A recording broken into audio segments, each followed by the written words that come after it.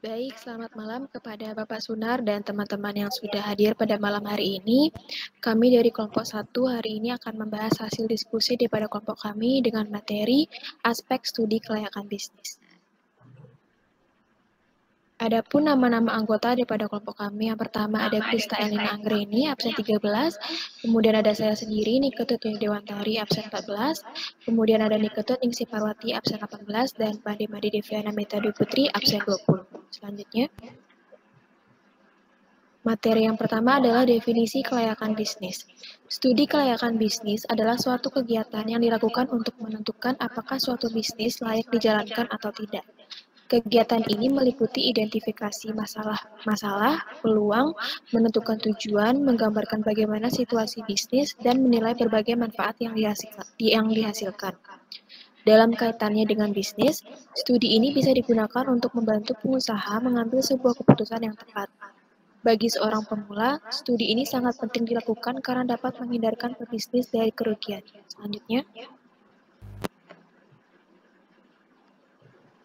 Selanjutnya, ketika akan melakukan studi ini, ada 5 bidang yang akan diteliti dan dianalisis. Kelima bidang tersebut yaitu yang pertama, deskripsi pasar, deskripsi bisnis, teknologi yang diperlukan, detail mengenai finansial dan struktur organisasi bisnis, dan kesimpulan bagaimana bisnis yang dirintis bisa maju.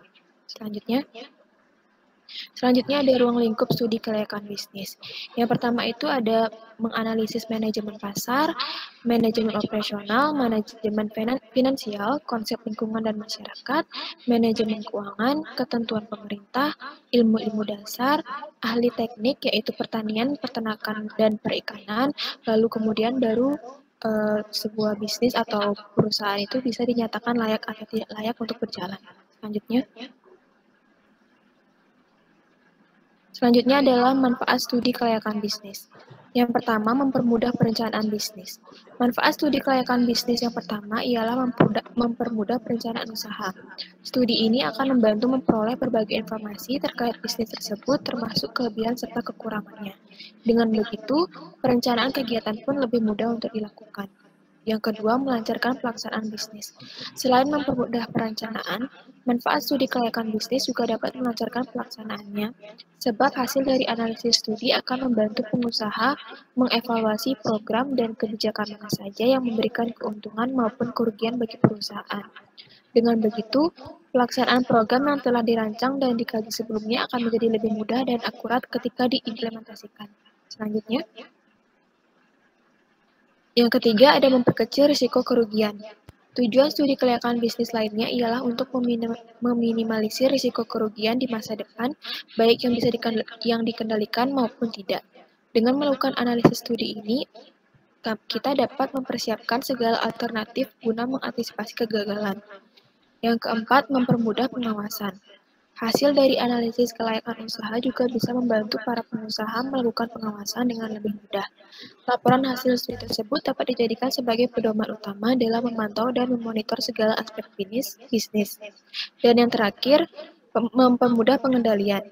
Di samping membantu pengawasan, tujuan dan manfaat studi kelayakan bisnis adalah untuk mengontrol masalah yang ada.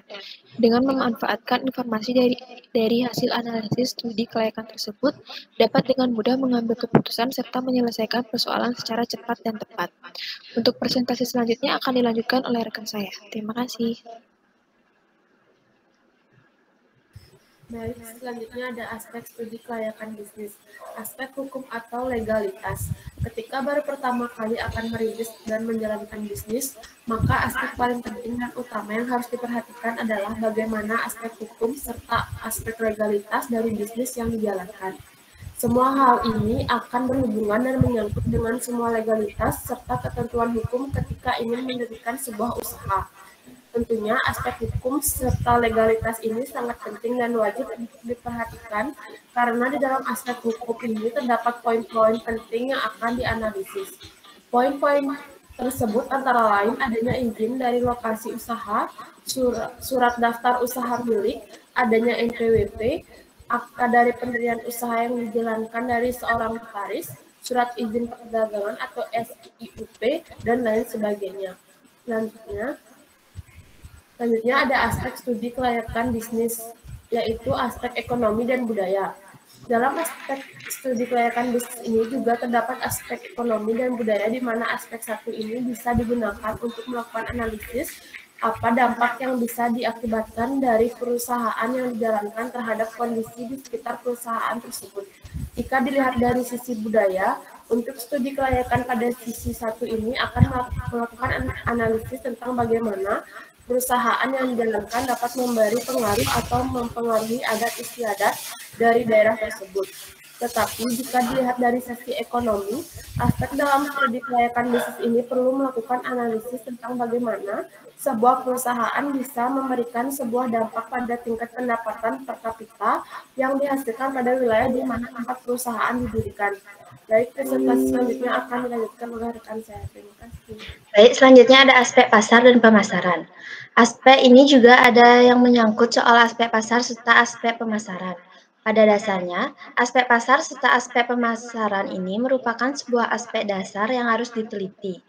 Perhatikan dengan baik karena dengan melakukan studi kelayakan bisnis yang satu ini akan membantu untuk mengetahui apakah produk yang telah dihasilkan oleh perusahaan ini memiliki peluang pasar.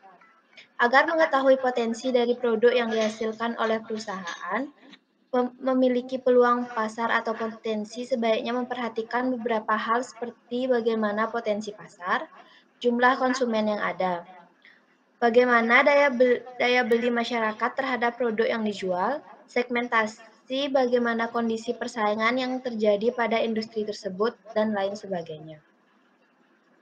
Selanjutnya ada aspek manajemen. Di dalam studi kelayakan bisnis ini juga akan menemukan sebuah aspek bernama aspek manajemen, yang mana aspek manajemen di dalam aspek dalam studi kelayakan bisnis adalah sebuah hal yang harus diperhatikan juga. Hal ini karena aspek manajemen sendiri merupakan sebuah aspek dasar di mana harus melakukan sebuah analisis. Aspek manajemen sendiri adalah satu-satu aspek yang ada di dalam studi kelayakan bisnis dengan cangkupan yang begitu luas. Aspek manajemen memiliki cangkupan yang luas karena semua hal memiliki hubungan dengan operasional sebuah perusahaan dan operasional perusahaan masuk ke dalam aspek manajemen ini di mana aspek tersebut mulai dari sumber daya hingga finansial sebuah perusahaan. Baik, selanjutnya akan dijelaskan oleh teman saya. Selanjutnya ada aspek keuangan. Di dalam aspek dalam studi kelayakan bisnis ini juga akan menemukan adanya aspek keuangan karena bagaimanapun modal merupakan sebuah hal yang penting yang harus dimiliki oleh seorang pengusaha yang ingin merintis atau menjalankan sebuah bisnis baru. Oleh karena itu, adanya aspek keuangan dalam aspek kelayakan bisnis ini merupakan hal penting yang bisa menentukan suatu bisnis, apakah bisnis yang dijalani bisa berjalan dengan baik atau tidak ke depannya. Selanjutnya yaitu bagaimana pentingnya dan manfaat studi kelayakan bisnis.